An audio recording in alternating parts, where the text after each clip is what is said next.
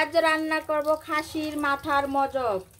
4টা খাসির মাথা আনলো বাজার থেকে, সেই 4টা খাসির মাথা মজক আছে এখানে। রান্না করব খুব সুন্দরভাবে। খাসির মাথাগুলো ভালো করে ধুয়ে কিন্তু পরিষ্কার করে নিচ্ছি। খাসির মাথার মজকগুলো কিন্তু খুব সুন্দরভাবে ধুয়ে পরিষ্কার করে নিলাম। আর এখানে কিন্তু বসাই দিলাম পেঁয়াজ কুচি কুচি দিয়ে আর তেল দিলে। আর আপনারা বলতে পারেন এই তো ফেনা কেন, আমি কিন্তু সরষের তেল দিয়ে ব্যবহার করে রান্না করি। সরষের তেলে রান্না কিন্তু খেতে অনেক মজা। লবণ, আদা, রসুন, হলুদ, মরিচ, জিরা, গরম মশলা সব দিয়ে দিলাম। দিয়ে ভালো করে মশলাটা কষিয়ে নিব।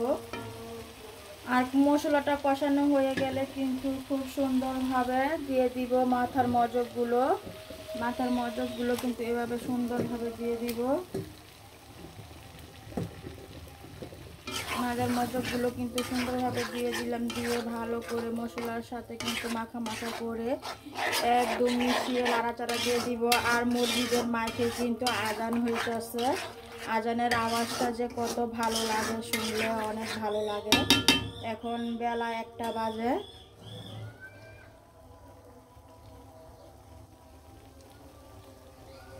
আর এখানে কিন্তু 4টা মাছের মাথা, এখানে খাসির 4টা মাছের মাথা, এগুলো ভালো করে দিয়ে কিন্তু সুন্দরভাবে রান্নাটা করব।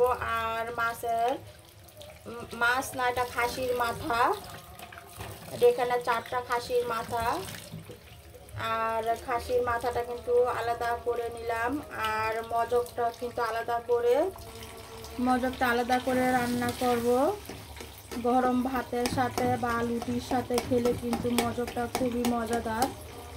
এর জন্য মজকটা আলাদা করে রান্না করব।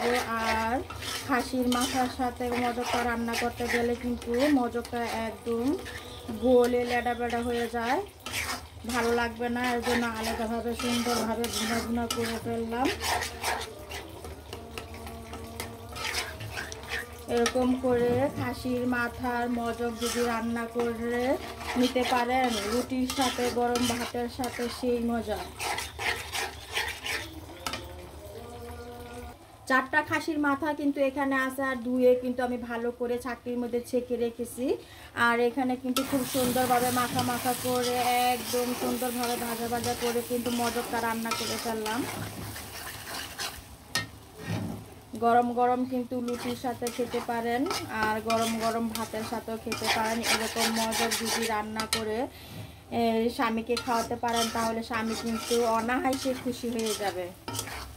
খুবই সুন্দরভাবে মজকটা একদম রান্না করে ফেললাম।